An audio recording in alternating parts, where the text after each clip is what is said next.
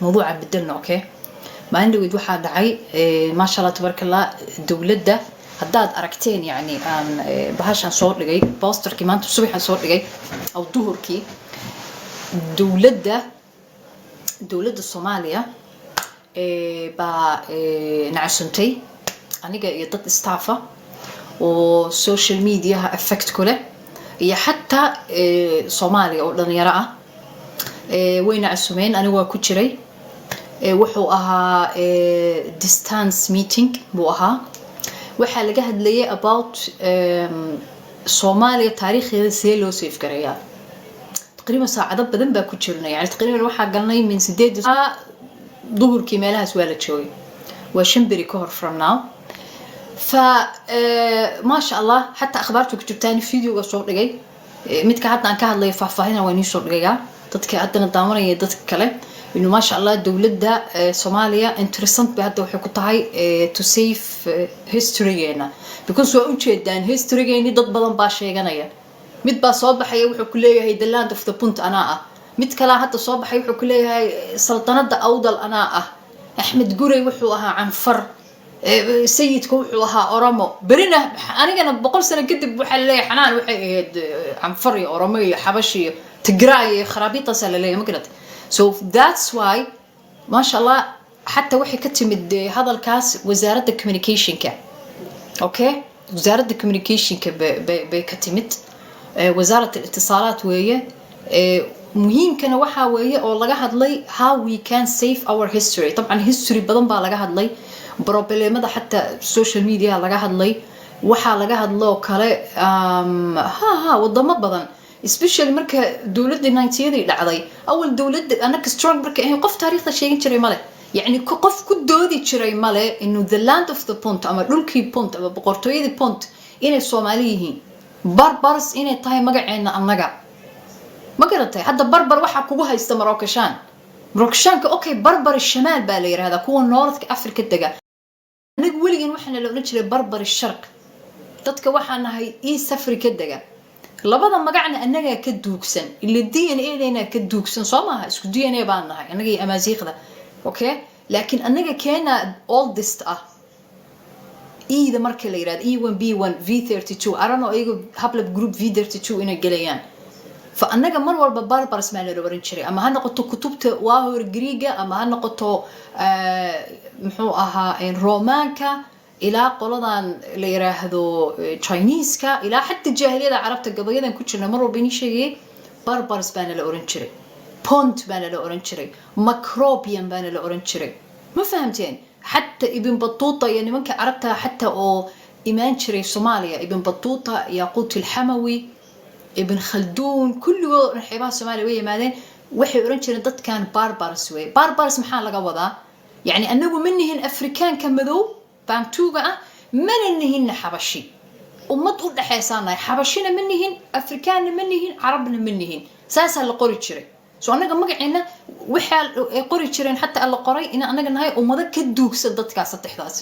saddexdaas area-dana la degan ama nagu hareereysan ama ha noqdaan carabta ama ha noqdaan Etoobiyaanka ama Xabashida ama ha noqoto Bantu anaga ka duugsan fa dawladeena markay dhacday taariikhdeena mid walba sheeganaya wadamo badan baa sheegta ma noqoto wadamo Afrikaan ama wadamo Caraba fa that's ma soconayso alxamdulillah hadda dawladeena taa way ku baraarugtay very happy kulankaas waa ka qayb galnay distance okay waana inii soo dhigay akhbaartii oo arki kartaan طبعا حتى waxa soo dajiyay akhbaartaas wakaalada rasmiga ah ee Soomaaliya oo la yiraahdo SONA wad garanaysan Soomaha halkan marka kulanka waxa sameeyay wasaaradda communication-ka iyo teknolojiyada Muqdisho dad badan baa waxa halkan inii akhrinaya okay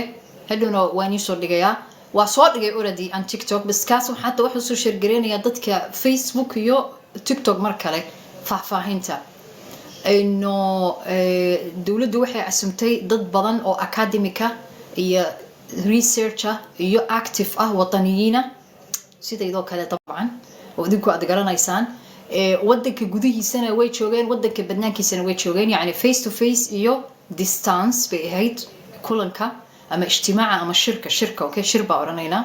cinwaankiisana waxay ahayd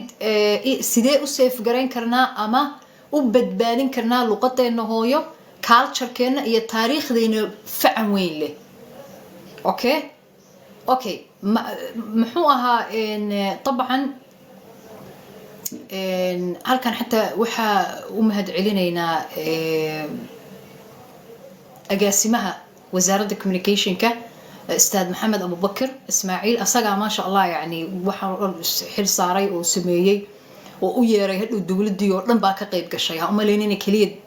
wasaaradda communication kana timid no dawladoo dhan baa timid يعني wasaaradda arrimaha dibadda wasaaradda saxaafadda kullu wasaaradda caafimaadka wasaaradda beeraha kullu way joogeen ma garatay wasaaradda culture-ka so way yimaadeen way noo sheer gareeyeen حتى وهالكان حتى وحكوا سلامينا وزيرك absolute أو communicationك مسؤولك ورنك طبعا مركز ضد بدن بايمد سيدا ولكن محمود محمد وحايمد عبد الرحمن وحايمد ضد بدن أنا وكوتشري أردون absolute قبر ولاشنا حتى باتشوكتل ورنشري بشرة dad badan baa joogay adu magacyo culus baa joogay walaalkeen Axmed Samiir wad garanaysaan himilo so aad baa marka ugu faraxsanay bisaraaxa hatta wasiirka beeraha wuu hadlay ustaad Cabdi Naasir asaga kelmad buu xataa yiri kulligeen oo marka waa wada joognay meesha absolute yani wuxuu ahaa distance wuxuu ahaa hatta waxa yimid dad oo jaamacadda Soomaaliya baaxithiini academic baa yimid okay maxaa marka lagu heshiiyay waxyaalaha ugu muhiimsan ee dawladda alxamdulillah naga ogolaatay waxa weeye ma aqaan hadda ka hor soo xasuusataan inaan ka hadalnay about waxa jirta waxyaalaha ugu daran hadda waxa weeye annaka طبعا magacyada taariikhiga diiniga aan haysano waxa weeye Zaylaci wada kor waa ogeedeen fiidiyooyin badan baa ka sameynay about Zaylaci marka ama Zayalaci waa annaga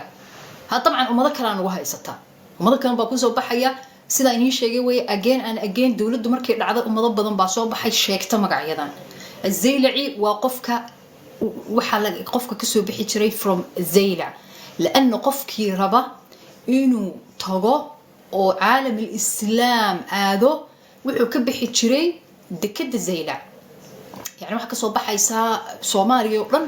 Zaylac baa tagaysa فهالكاس مركا كبحنا مثلا واحد تجيسا عراق واحد تجيسا مكة واحد تجيسا مدينة واحد تجيسا دمشق واحد تجيسا مصر إلى موروكو أندلس حتى دا تجنو وحنا لون يقاني الزيلعي مركا النجا أداء الزيالع عن اللي رهضو أو مقعيدا ناسية إسلامي كان هاي صرنا مقعاس مركا إيفن هدا ودركتين دمشق مساجد كوي أموي جاء ولا يرهضو جامع الأموي waxaan ku leenay darbi Zayalaci ala yiraahdo Soomaali baa dhisatay awayaasheen darbigaas cimrigiisa waxa weeye more than 1200 sano even masjidka Masar ku yaala oo weyn Jaamic al-Azhar cimrigiisa ka badan tahay 1000 sano darbiyo badan bay leedahay darbiyada ugu duugsan waa darbiga la yiraahdo rukn Zayalaci marka waa rukunka ama darbiga ugu qadiimsan in Egypt meesha Masar even حتى واجاس مركي للإسي مسجد كاس اللي يراهدو جامع الأزهر ما أنت إلى هذا النول وعالم الإسلام وقرن علمي قالوا ضمته شريعة الدين تيوحوا البو علمي حتى الدونك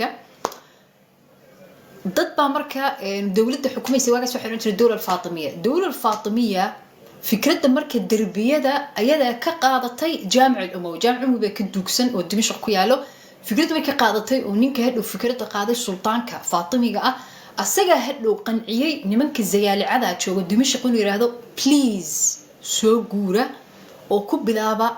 Azhar markii anaga soo guurnay umada badan baa hadhow timid so this is our history okay nimanka طبعا ugu caansan buugaag badan caalam islaam fiqhi badan baa hadhow timid so this is our history okay nimanka طبعا ugu caansan buugaag badan caalam islaam fiqhi xadiis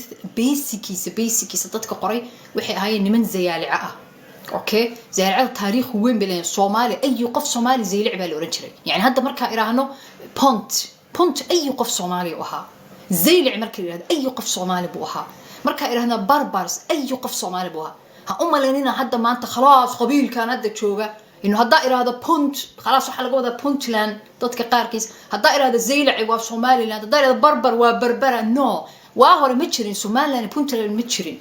واحد شفتين مقعية تاريخية اللي شو قرانيو أوكي سو تاس absolutely أنا ضد بدن باي ماذا كومنتيدا سي سو قرا أنا قلنا مركز كلوان حا قرأتي سو مست وين مرور بضد كلوا شرحة أوكي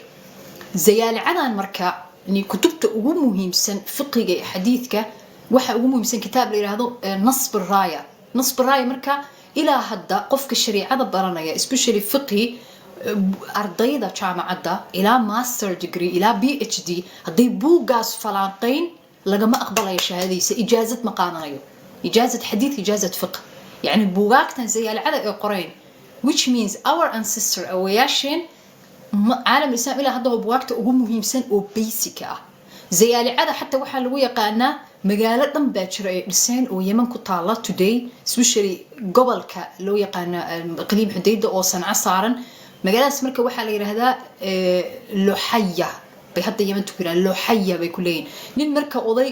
Zaylaciya oo Zaylac ka baxay Soomaaliya Suufiya طبعا sheekadaas waa 600 sano ka hor wuu baxay magaaladu markii sagxad bay ahayd meel faadi ahayd wuu tagay markuu tagay مسجد بو دسay masjidkiina wuu hareereeyay magaalay noqotay dad baa u yimid halkaas wuxuu dhigi jiray marka magaalada muxuu u baxshay magaalada waa af Soomaali macnaheedu waxa weeye loox haye waa qofkii looxa haye li bari hore waxa lagu dhigi jiray loox ma ogtay ma jirin qalin buugi hadda waxaan dalacaan socda okay soo looxa qofkii haye buu ahaa magaalada marka magacii baa raacday waxa loo baxshay Luhayya طبعا في عربي ما هذا ما انت عربت ويديسد Luhayya ما حي تايم they can't مشي كران هو كلمة صومالية واللوحية ما كلمة عربية أوكي نينك سالكاس كنت دوغني هاي أنسس علمي سيدوريدي ساكد أنسس علمي سيدوريدي ساكد دوغن ضد بدنا مركا واحد شرمانت زي لعاء وحي شوغان الزيلعي مقعوطة وحي شوغان يمن وحي شوغان سعودية أوكي لكن لو ما يقان قبيل وحلو يقان فاميلي لكن ودد بري هو ربحي اوكي عادي وي dad badan oo Soomaali soo mid dad naga maqan 100 sano 100 sano 100 sano waasoo kale dadkaas marka 600 sano ay maqan yihiin halkaas ay joogaan marka waxa jira zayaalica oo Masar jooga ayagana u badan oo fact weyn kule oo waxay ku leeyihiin taariikh weyn Egypt qubuuray marka ku leeyihiin qubuurahoodii baa la hayaa qubuuraha marka Masar jooga zaylaci ah taqriiban samarkiiba waxaan soo ogaanay qubuuraha zaylaciga ah in Egypt in la rabo in la dumiyo dawladda Masar baa duminaysa okay dawladda Masar marka ay duminayso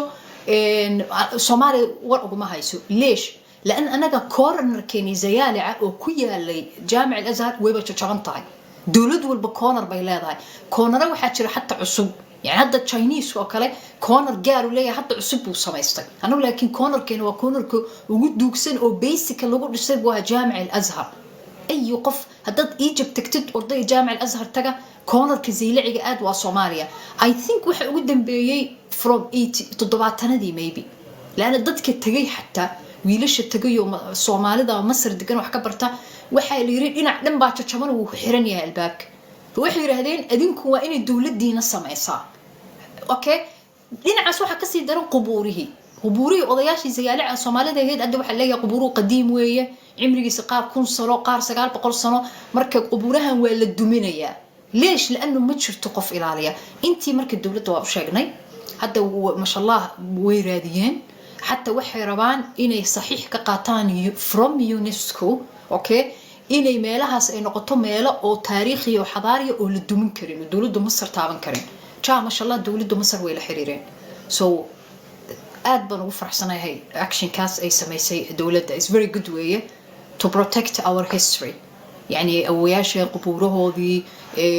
muxuu ahaa meelahooda okay لأنه one day إن شاء الله لقاها مركا كوكا إنا